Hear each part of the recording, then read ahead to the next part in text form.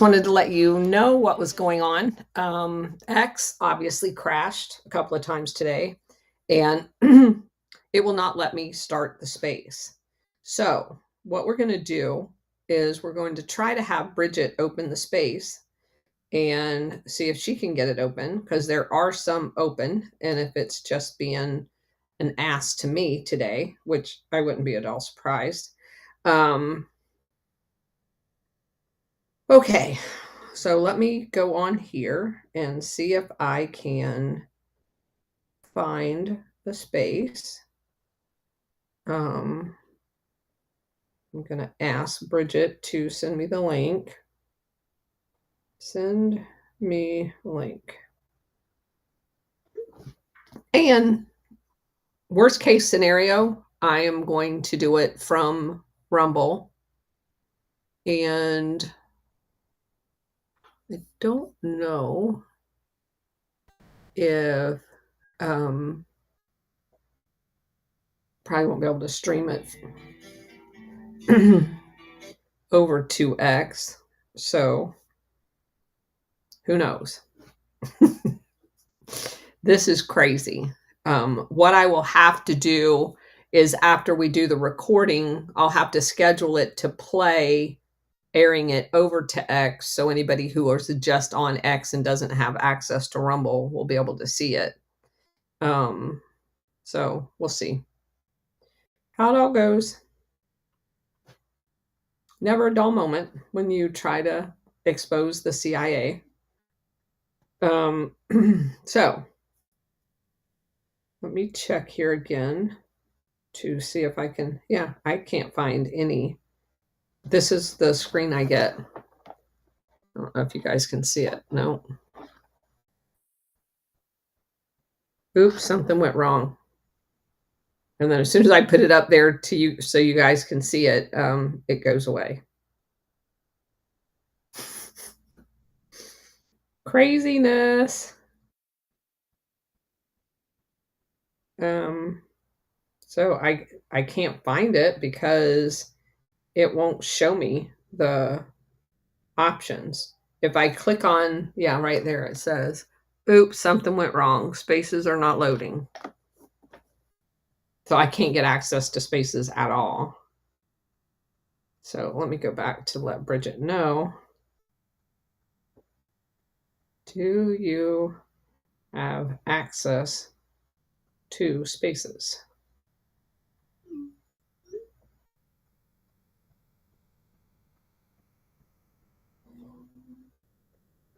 Did you get blank screen 2?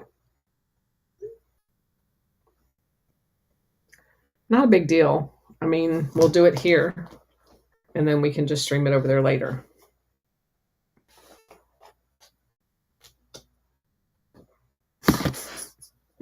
Poor Bridget. She's like, I'm trying.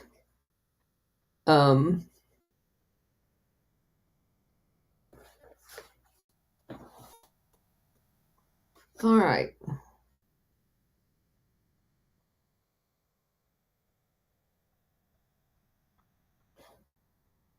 I don't want to start if she's going to be able to get it up, but I don't want to stop. Not start.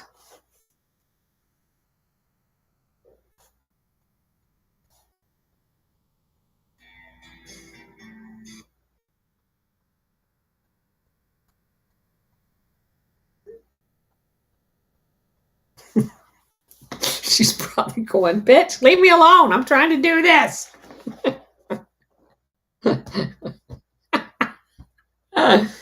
Bridget's way too nice to do that.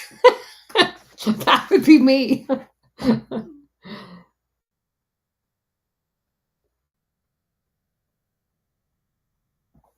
right, just go to Rumble. All right. All right, we're going to do it on Rumble. Screw X. Okay, so we're on our last part. if you guys, I know there's about 50 some people. If you guys wouldn't mind in the chat, just kind of um, let us know you're there. Just say, hey, I'm here. Good evening, whatever. Hey, just started my space. Want to join? Oh, then she texts it to me just as I get started. It won't let me join.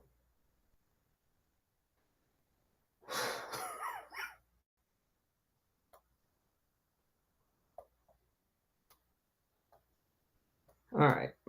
Let me go to her profile on X. Hold on. Bridget Wing Gal. Let's see if it shows in her profile. She said it crashed on her too. All right. All right. So let me just do this. Fuck it. Stop messing with it. All right. To begin, for our last session of this book, Strange Tales of the Paramilitary. Given the close ties of both Clapper and Brennan to the private security racket, on the surface, their criticisms and attack on Trump are a bit surprising. However, both men are career intelligence officers with backgrounds in analysis in SIGINT, signals intelligence, and doing analysis. Conversely, many of Trump's top security backers largely come from covert operations. Like he's talking about people like Eric Prince.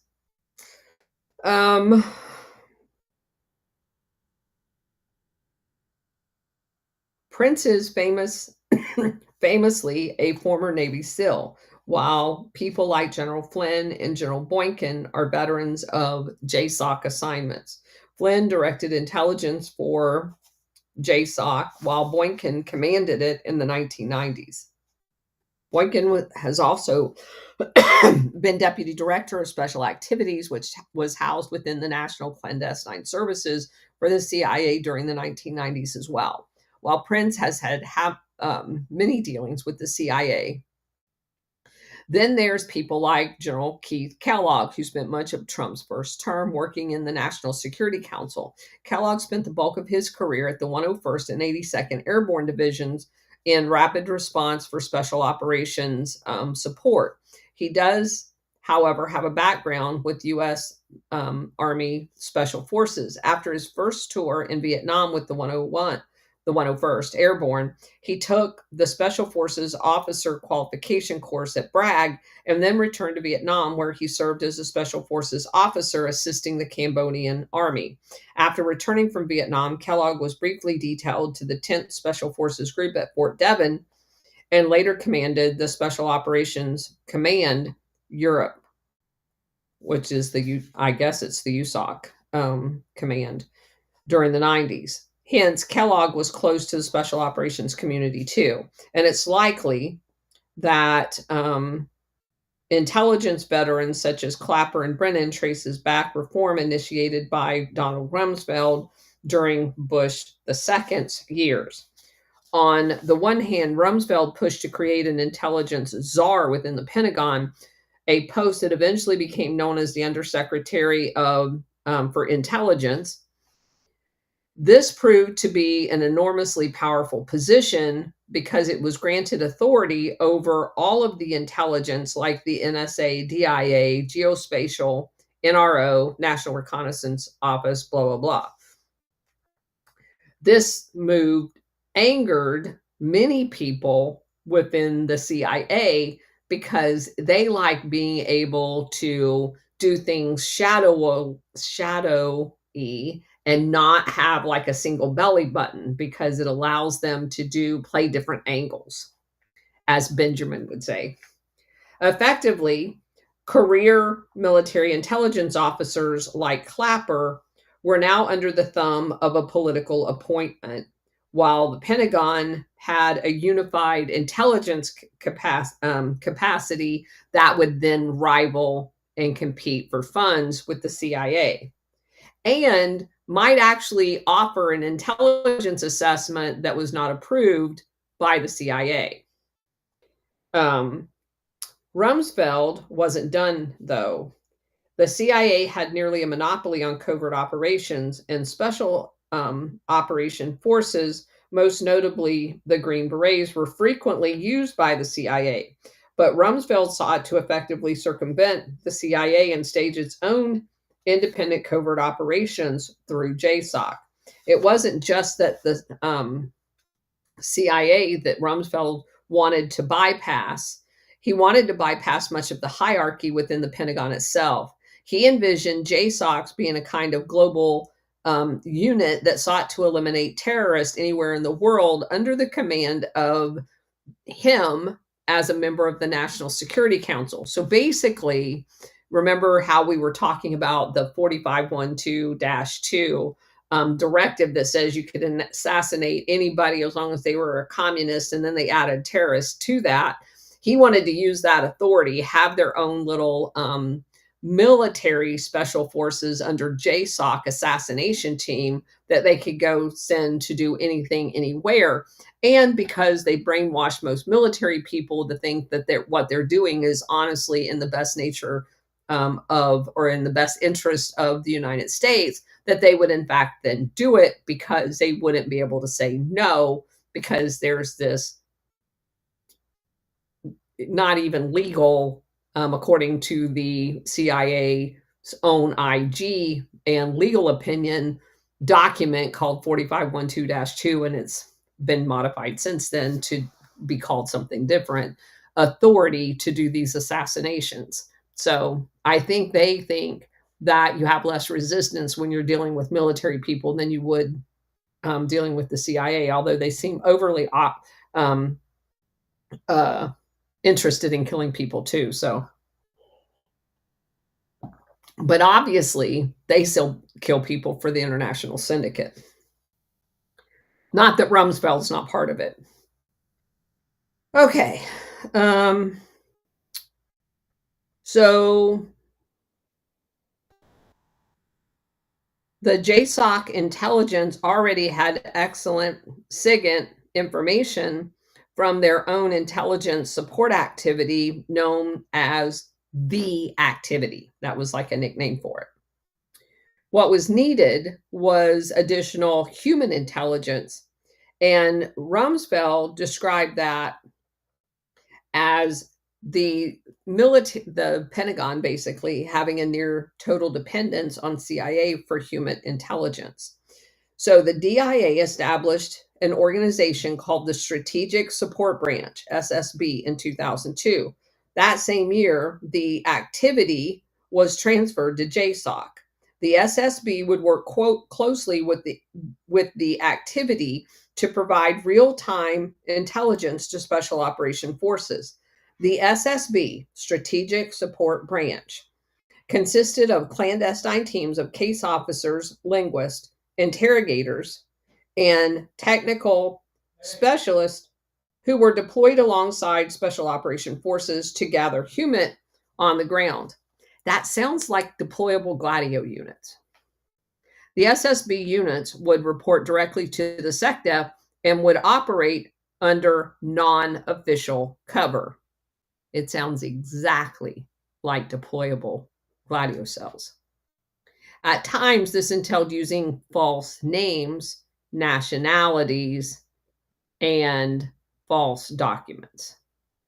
It sounds exactly like Gladio. At the time of these developments, General Boykin was serving as the Deputy Under Secretary of Defense for Intelligence. If the SSDI was the most powerful intelligence figure in the Pentagon, the deputy was the number 2, and that was Boykin. He was tasked with the day-to-day running of the operation and was in charge of controversial projects initiated by Rumsfeld, including the use of enhanced interrogation methods. It was Boykin who played a key role in establishing the SSB, and they were eventually linked to the special interrogation methods, which weirdly enough The Gladio units were linked to all of the national police in the overthrown countries that did all of their interrogation torture programs. I'm sure that's just a coincidence. Unsurprisingly, the US intelligence community was highly critical of the reforms initiated by Rumsfeld. One of the most prominent early critics was John Brennan, who strongly objected to special operations personnel carrying out covert operations outside of the CIA. Yeah, we can do it, you just can't. Rumsfeld was ousted from the SecDef position in 2006 and replaced by Robert Gates in 2007. When Gates, a former director of the CIA and SAIC board member, took over the SecDef's job, he immediately curtailed all of the stuff that Rumsfeld had put in place. He hired General James Clapper to help them and put him in as the Undersecretary of Defense for Intelligence.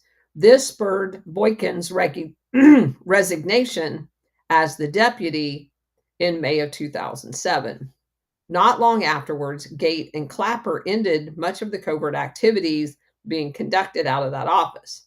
Eventually, the SSB was dissolved and rolled into DIA's Defense Clandestine Service, while Clapper was serving as the Director of National Intelligence. It is likely that some aspect of the divide within the American national security apparatus in the Trump era can be traced back to Rumsfeld controversial reforms. On one side, you had Brennan and Clapper, and on the other side, you had people like Boykin and Keith Kellogg. Potential relationships between Prince, Flynn, Boykin, and Kellogg are a matter of record that they all work together. In addition to that, Prince and Boykin travel in many of the same circles. Both Prince and the DeVos family were major backers of the Family Research Council, a Christian charity and activist group linked to James Dobson's Focus on the Family. Eric Prince interned there, while William Boykin was an executive vice president to the organization.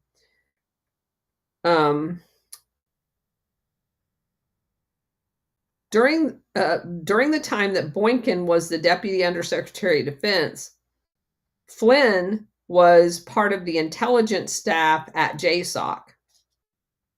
Some of the methods developed by Flynn, namely his concept, find, fix, finish, exploit, and analyze, appear to have been incorporated in special access programs, which is basically classified programs, known as Copper Green, that was overseen by JSOC. Copper Green fell under the purview of the Undersecretary of Defense for Intelligence, Stephen Camboni. Reportedly, Boykin, who worked directly under Camboni, was deeply involved in these dealings. As such, it's highly probable both men encountered each other during that time. Over the course of this book, the author has attempted to link different concepts with the shock doctrine, which we call strategy of tension, the guerrilla warfare, which we call Operation Gladio, and the overall strategy of tension to and tie those actions to private military and private intelligence companies.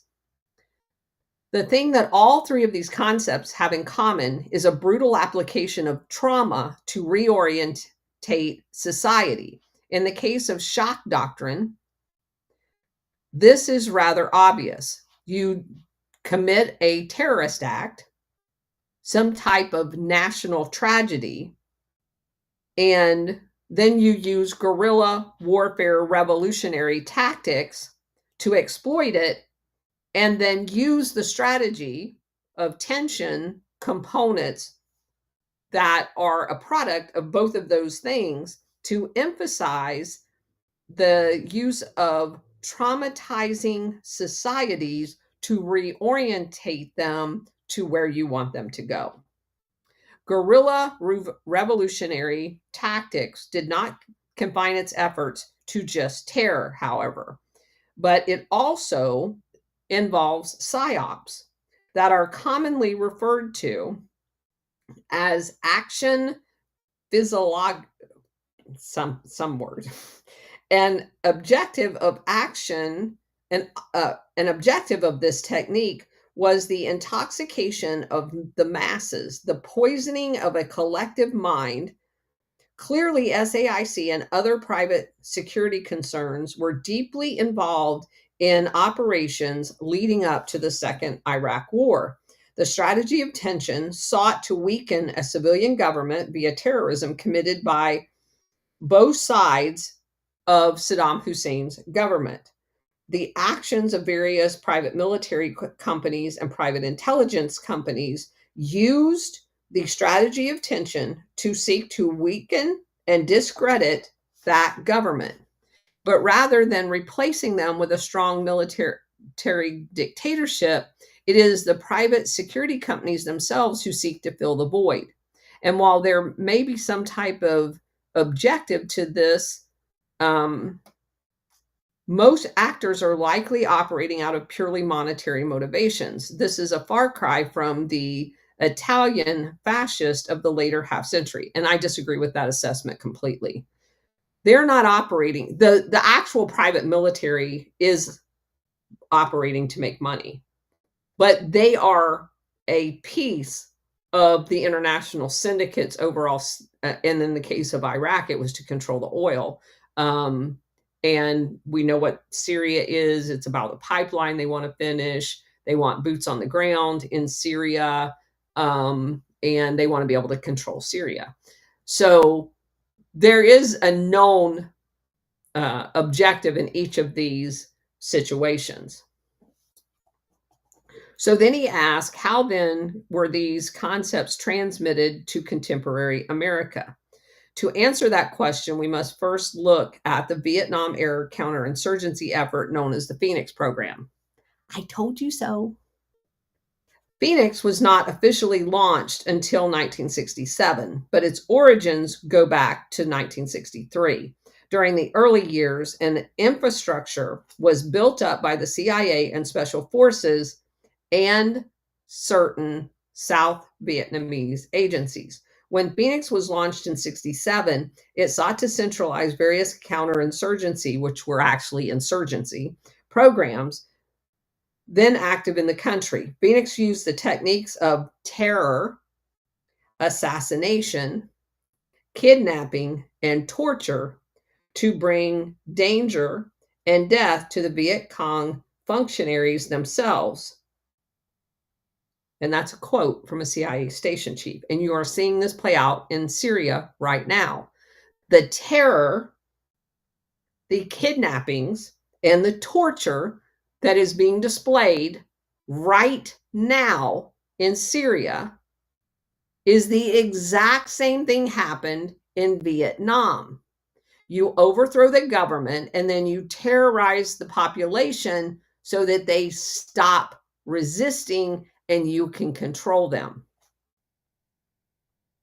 In the end, the CIA officers, Green Berets, and Vietnamese mercenaries, because remember, they brought in a bunch of them from the Philippines, were dispatched into the countryside where they sought to kill, capture, and anyone that they deemed as a suspected Viet Cong supporter. Those captured were sent to provincial interrogation centers, which is not unlike our FEMA regional areas, where they were brutally tortured, frequently murdered. One military intelligence officer who worked on Phoenix for 18 months noted that not a single Viet Cong suspect ever survived their interrogation.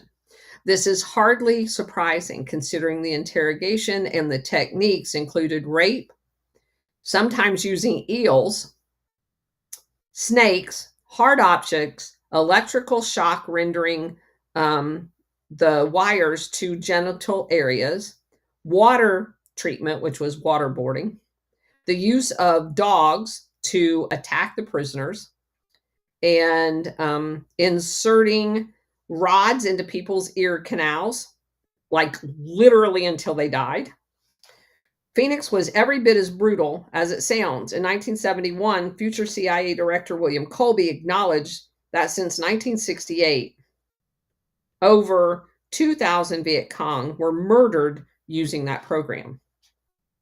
Saigon government attributed more than 41,000, about 41,000 deaths to the program during that same period. By 1972, it was believed that 81,740 Viet Cong had been neutralized by Phoenix, while an additional 26,369 prisoners had been killed. In other words, over 100,000 Vietnamese were murdered by Phoenix program without any type of formal trial to even determine if they had anything to do with Viet Cong. And remember that the people primarily that had been relocated down to the south from the north by psychological operation manipulations were paid to turn in their neighbors. If while little acknowledged for decades, compelling evidence has begun to emerge in recent years that the French proponents had a keen influence on Phoenix.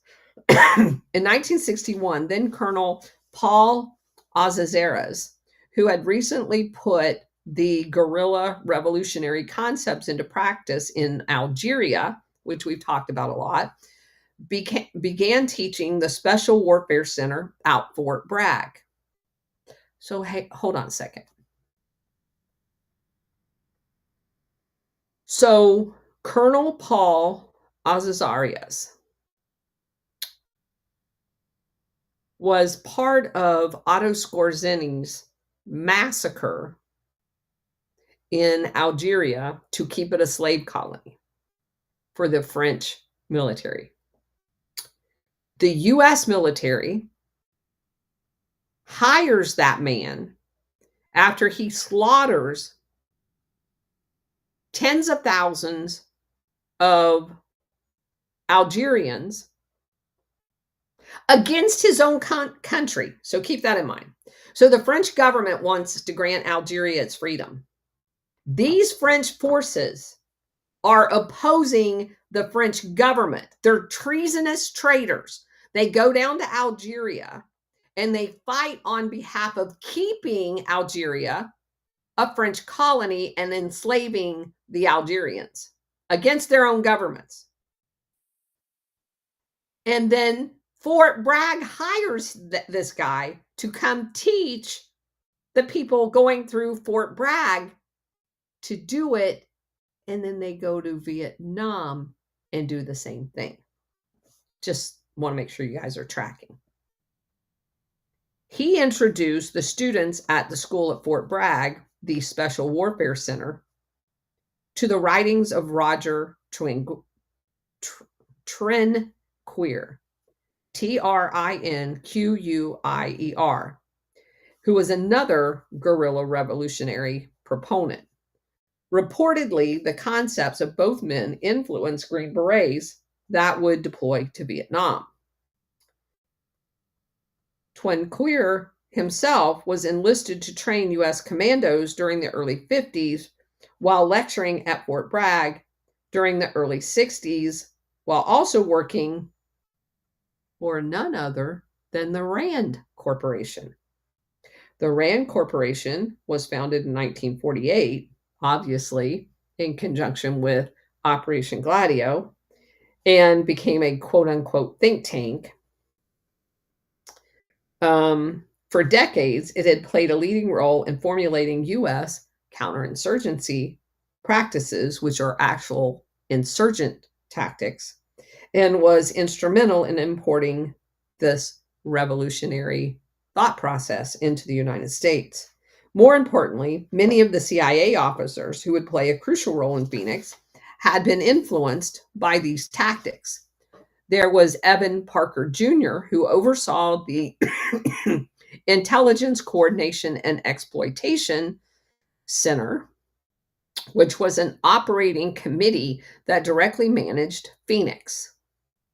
So the Intelligence Coordination and Exploitation, love that name, oversaw Phoenix. Parker personally knew the above mentioned twin queer and many of the leading French personalities that had not only played in Algeria, but in Vietnam when France was ruling it as a colony, too. That's weird. Azawares and Twinguer would both prove to be influential on Robert Comer, whose nickname was Blowtorch. He's the CIA guy that was in charge of the Civil Operations and Rural Development Support Corps that we talked about in our last book, which was a multi-agency pacification program that gave birth to Phoenix. So Cords was the precursor to Phoenix. Comer had trained under Azazeres during the 1960s and was largely influenced by both of their counterinsurgency work.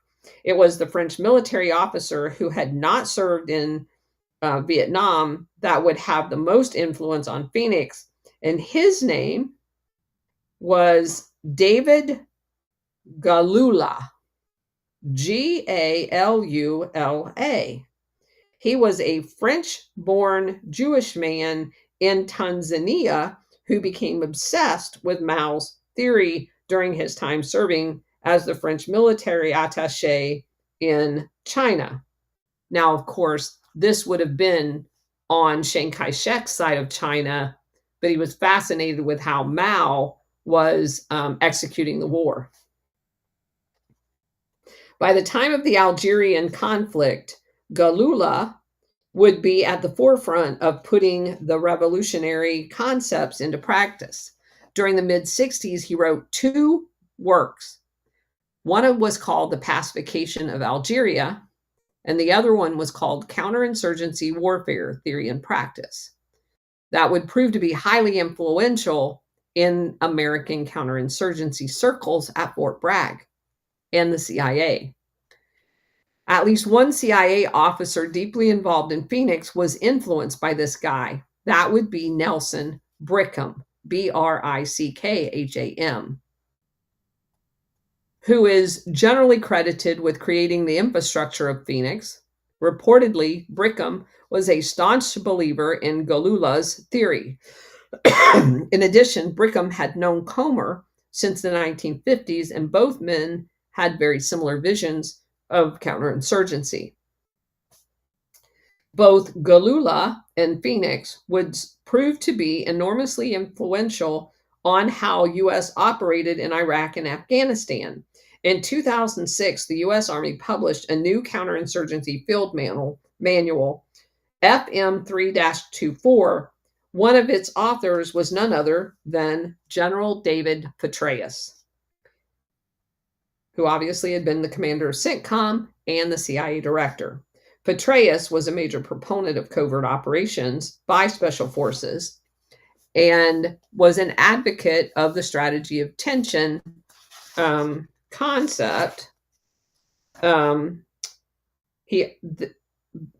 It also created immediate tension in the CIA when Petraeus became its director.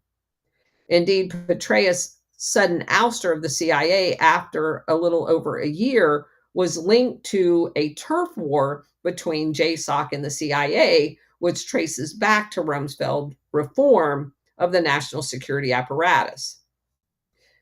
Petraeus was replaced by none other than John Brennan. Now, what you also have to understand, just because they set up Petraeus doesn't mean that Petraeus is necessarily a good guy, and I'm not saying he's a bad guy.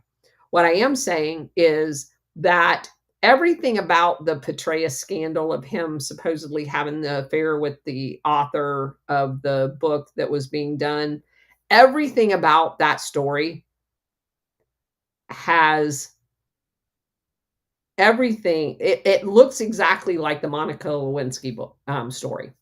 exactly like it. Um, and so you have to basically take, was she a honeypot? 1000%.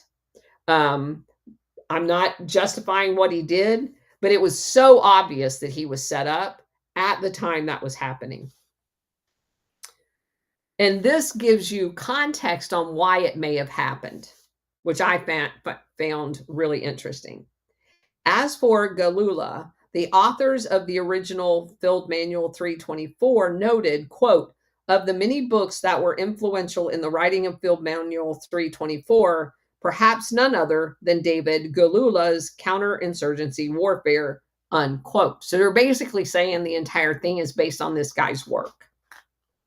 The references to his work and French counterinsurgency gurus in the document proved to be highly controversial, which led them to being totally scrubbed in a later edition. Not that anything else was changed, they just didn't want his name associated with it. Because, being the guy that facilitated the Otto Skorzeny assassination program in both Algeria and in Vietnam probably isn't a good thing.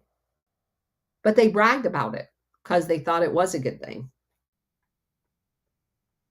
The original version constituted a striking admission indicating that Petraeus himself had been very much influenced by those two men.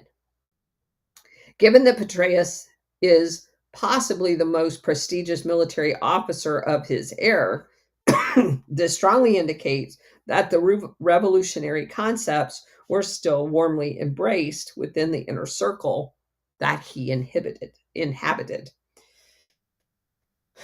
That brings us back to the Phoenix program. You can see the similarities between the Phoenix program and the use of joint, basically JSOC, beginning back at the Bush Jr.'s presidency. In both cases, a killer capture program was in effect, while detainees then being subjected to enhanced interrogation, which basically was very similar to the Phoenix program, to include the sexual humiliation and all that other stuff that they got caught doing in Iraq. Both effectively sought to bring the war to their adversaries, whether it was Al-Qaeda or Viet Cong. But unlike the Phoenix program, which restricted to Vietnam and the surrounding areas like Cambodia and Laos, JSOC was global. They had the ability to track their targets down all over the world. The Phoenix program and JSOC's missions have not been lost on policymakers either. General Boykin, a key architect of this, even acknowledged that the parallels to Phoenix were not lost on him. When asked about the similarities, he responded, quote, I think we're running that kind of program. We're going after these people. Killing or capturing these people is a legitimate mission for the department. I think we're doing what the Phoenix program was designed to do without all of the secrecy, unquote.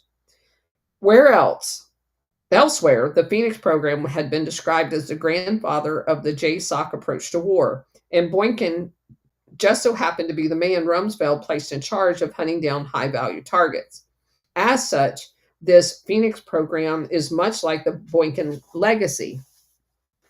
Going forward, it may not be JSOC leading the Phoenix program, but private contractors. During an interview in July 2016, Eric Prince told future White House chief strategist Steve Bannon that Trump's administration should recreate the Phoenix program, but with private contractors. Such a program would kill or capture Islamic terrorists, including billionaire class of Gulf state and beyond, that enables them. Your own private assassination teams. Over the last 3 years, new details have emerged concerning Prince's vision. As a means of countering Trump's deep state enemies in the intelligence community, Prince proposed a global private spy and covert operations network that reported directly to the White House. Part of these efforts would include a propaganda campaign in the Middle East and Europe, as well as a new rendition program. It would also echo cornerstones of mass propaganda targeting groups and individuals and thought reform. While there have yet to be any indications that Prince's proposal includes torture, such a prospect would be consistent with the Phoenix program. These reports are being kept with allegations are in keeping with allegations that Trump has been planning an overhaul of the intelligence community. And I don't believe that's true. They're not in keeping. Those are legitimate concerns based on past practices. But Trump's overhauling the intelligence community are not necessarily the embracing of any of that. And there's no correlation between the two that I've seen thus far. With the erosion of the national state in the 21st century, and the world appears to be moving towards basically a one world government, there is a destabilization basically happening. In the aftermath of the Cold War, nation states have become increasingly fragile, and the anarchy and disorder the norm for much of the developing world. Increasingly, nation states are being superseded by a network of transnational organizations like the UN, IMF, World Bank, blah, blah, blah. NGOs are leading in that area. The multinational corporations are involved in this as well. Early in this book, the case of the executive outcome was considered. It is likely that the executive outcome was under the control of the Branch Heritage Group, a holding company that specialized in natural resources in the developing world. Indeed, executive outcomes may have been the vehicle in which Branch Heritage procured concessions for oil and minerals in the continent of Africa, which it was.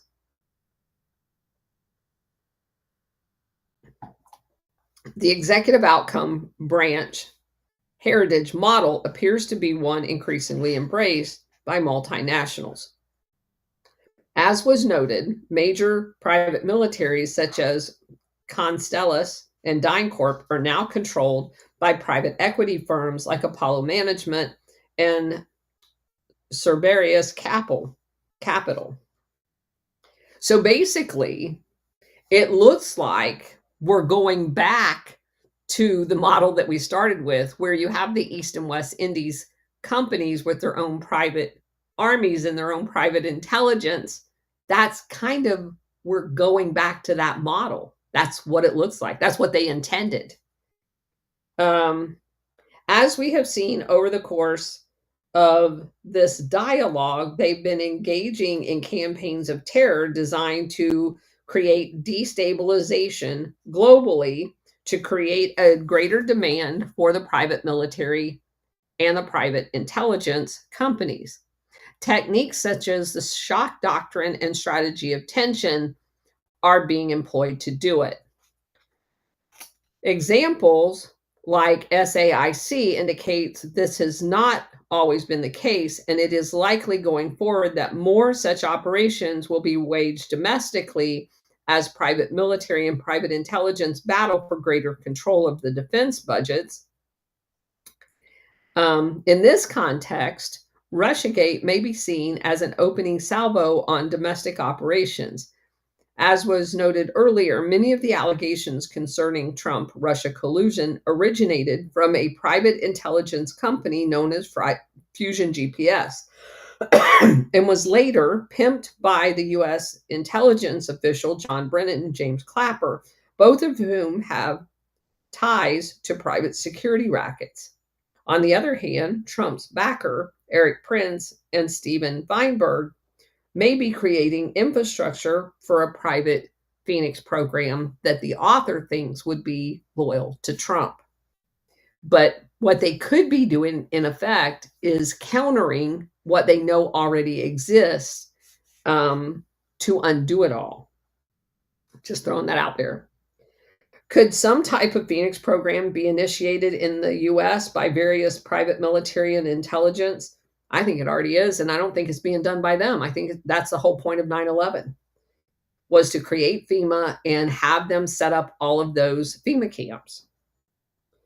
Such a notion would have been unthinkable before 9/11. But the erosion of our rights and the increased reliance on private military and intelligence companies increase that risk exponentially. What's more, in 2016, there has been what looks like early stages of a private Phoenix program being deployed in the United States.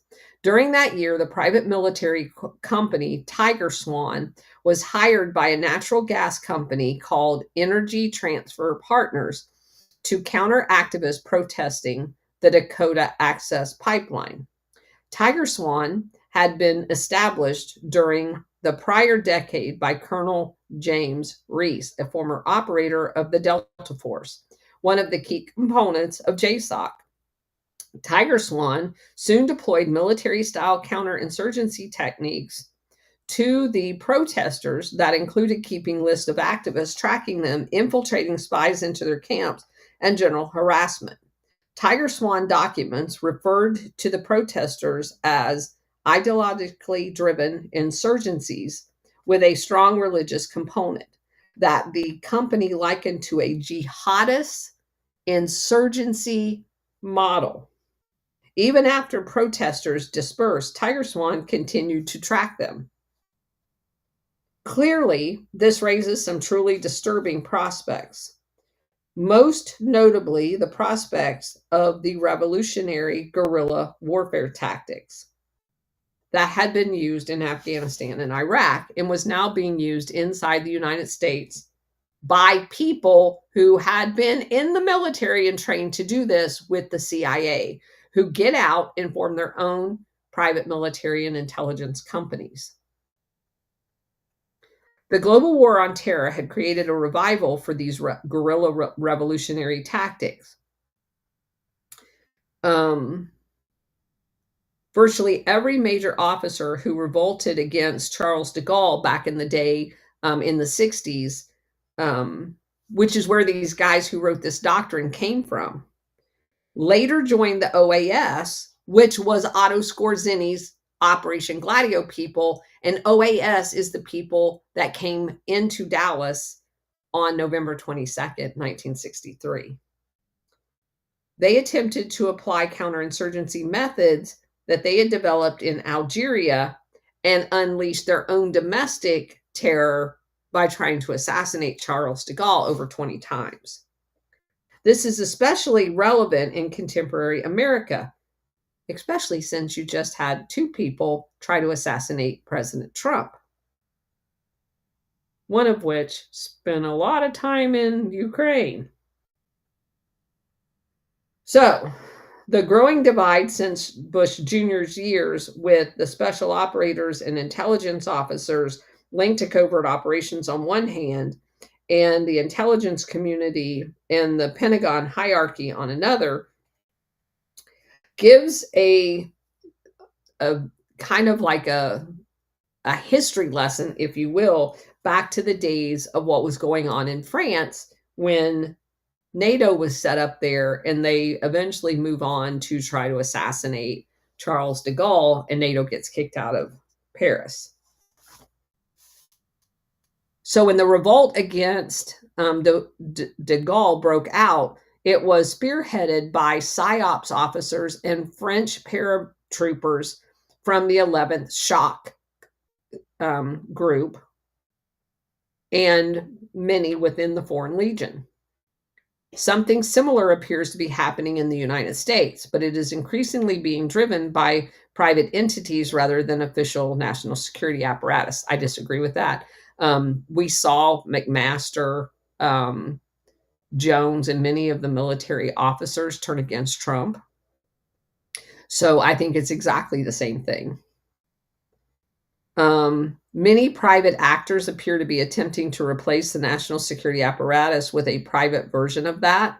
This raises disturbing aspects of reliving a Phoenix program that would be waged domestically, which would surely make the 2001 anthrax attacks look like child's play, which, you could argue COVID did exactly that. In 1961, the revolt of the revolutionary advocates was beaten back and ultimately destroyed by a strong response by the government. Um, they just operated outside of France. They joined the Gladio forces under Otto Skorzeny in Spain and kept right on killing people. With 70% of the present US intelligence budget being outsourced and an increasingly uh, reliance on private military, the elite special operation forces becomes um, extremely vulnerable. Indeed, possibly the most disturbing possibility of recent developments of the US deep state is that there is no opposing sides. The efforts of Brennan and Clapper to launch Russiagate have proven to be disastrous and discrediting to the US intelligence community, the same way that the Iraq weapons of mass destructions debacle did decades ago. But it is a long game to rationalize the reforms that should be happening and cannot happen if you just outsource everything to privatization. Um, Then he asks, will the disastrous Russiagate, which further radicalized people in the United States, create a greater need for counterinsurgency operations, such as those employed by the Tiger Swan against the pipeline protesters? And will those counterinsurgency operations lead us to a very similar Americanized version of the Phoenix program? I have no doubt that's exactly where they were going with the whole thing. So he has a little bit about the radio frequency ID chips and, basically it being another way of tracking people. And he goes on to say that he does believe that there is an ominous plan to use them for that in more of a modern day Phoenix program. But he also goes on to say, in the worst case scenario, most conspiracy theories have us corralled into a FEMA camp Holocaust. And that is where things get muddled. If we are chipped, then why imprison us? The powers that be don't need domestic human labor like the Nazi concentration camps, not when your cell phone is already made in China. And there are ways of manipulating your phone to basically track you. Between cheap labor and robotic manufacturing and war making, there's much less for slaves to do. Corporate and military contractors and weapon manufacturers still need to rake in tax dollars. Dystopian films have depicted future humans as subjects of a draconian rule. We are slaves working for mining colonies on meteors, moons, and planets. Keep in mind, with conditioning, a la Brave New World and Running Man, we can't escape to the privileged areas. Yet to be free or not lacks distinction in a future if we're all zombies. And he talks a little bit about DARPA and their robot making, and it says the release of the Predator drone was delayed over concerns by other countries about its pervasive capabilities. The military drone aircraft are referred to as unmanned aerial vehicles. The government's acronym obsession distance the weapons of mass destruction from a stigma of a term that drone uses. They would not want to equate their weaponized toy with a mindless drone, one malfunction away from going on a rampage in a major city. The fact that drones in uniform guide rockets the size of school buses into neighborhoods where civilian casualties outnumber insurgents by 10 to 1 maybe should stick with a more fitting term called drone weapons. The more infamous UAV is the Predator drone, named to make civilian populations under its watchful eye very nervous. The spokesman for these weapons claimed that they make elimination of high value targets easy and safer. Safer for who? The concept, similar to the belief that torture can extract valid information, is demonstrably false. Currently, there is a disillusionment with the whole idea of space travel. NASA is going through a transition again. Society still supports violence and empire building. Well, not all of us. And we seem to be lost in a fog perpetrated by the CIA-controlled media. Obviously, this may be our last chance to turn this vehicle around. He uses the word mirage, where I use the word hologram, and basically says, if you look at all of the modern day films like The Matrix, Nirvana, Gamer, Surrogate, Strange Days, blah, blah, blah, they depict a future where reality becomes so mundane and unlivable that society turns to an entirely virtual world, in which anyone can escape to the virtual world. But again, with the movies basically telling you the punchline up front, I think that's where we're already at. We have been living in a virtual world already. All of us want to escape that and live in the real world based on truth. And that basically does it for that book. So definitely wanted to get the book done. So thanks for sticking with us. And sorry about the problems on X. I did want to talk a little bit about that because of now I've made a couple of posts about it, and I think it's very important to make this distinction.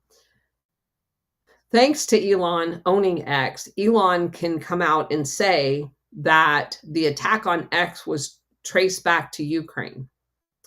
In the past, the way that would have been couched by the CIA, which they can't do anymore because of Elon being in the picture, is it would have been attributed to Russian-speaking people, leaving in the minds of Americans that Russia had cyber attacked us, when in fact, most of the people in Ukraine speak Russian because it used to be part of the Soviet Union. And they can get away with saying Russian speaking when in fact it has nothing to do with Russia at all. And they did that when they were talking about terrorists that, excuse me, that they were grooming in Tajikistan and Uzbekistan. They were all Russian speaking, even though they were not Russian at all. They were former Soviet Union colonies that had been recruited heavily for that exact reason by the CIA to set up terrorists that you can use for many different reasons. They're Muslim, so you can say they're jihadi and they're ISIS and they're Al-Qaeda and they're all of this. And then you can also say that they're Russian speaking so that you can blame Russia. There's kind of the gift that keeps giving. And the fact that you have all of these dumbasses on X going around talking about, why is everybody beating up on Israel when you've got all of these radical Islamic terrorists out there that, people are given a free pass? And I've seen multiple big accounts say this. know 100% they're compromised. 100% compromised. Anybody that is telling you that Israel is 100% blameless is lying to you. And anyone who tells you that every problem in the world is a result of a radical Islamist terrorist is lying to you as well. There is no such thing as a radical Islamic terrorist without NATO and the CIA and MI6 and Mossad, German B&D, because they created them. They fund them, they train them, and they deploy them. And they have this entire time. So those accounts, my expectation, y'all's homework, is take them to task. Tell them they're full of shit because they are. All right, let's look. CIA has the to hide from Ethernet traces. So I think what you're trying to say is they have the ability, the CIA has the ability when they cyber attack something to attribute to whoever they want the hack. So if they are hacking something themselves, the CIA, from Langley, they can actually, and this came out in congressional hearings, they can actually leave the footprints of it being Ukraine or of it being Iran or whoever they want to blame today. That is absolutely true. Melania is Russian speaking. Don't overlook General Flynn's warning to Elon. Could have been in-house. That is true. Enlightening conclusion to the book. Phoenix had extensive knowledge of the sky. Ukraine being the originating point only solidifies my CIA accusation. Yeah, because I mean, we have such a large contingent of CIA in Ukraine at this particular point. Saying that it's Ukraine doesn't give the CIA a pass because the CIA's in Ukraine.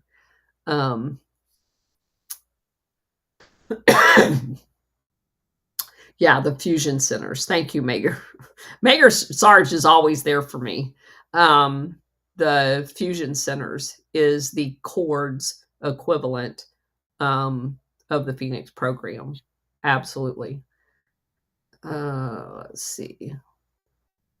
Makes connections between 9/11, FEMA, and the Patriot Act. They definitely are all related. Last chapter. Yep. All right. So that kind of gets us all up to date on.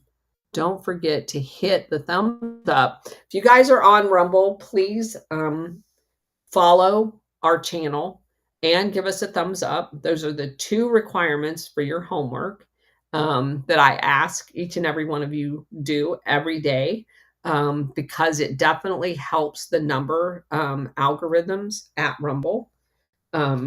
And we need all the help we can get because they definitely are trying to mess with us. So I appreciate that a lot. I want to, this book it's a short book, so I'm going to do it next. And this is the book, Drugs, Oil, and War by Peter Dale Scott. It's a great book.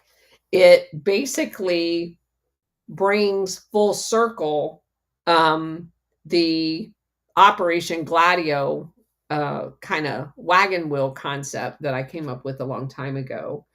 And it does it in a way of moving across Afghanistan, Colombia, and Vietnam and shows you how there are very similar tactics used in each one of those. So I thought it would be very interesting just to do an overview so you can see the patterns.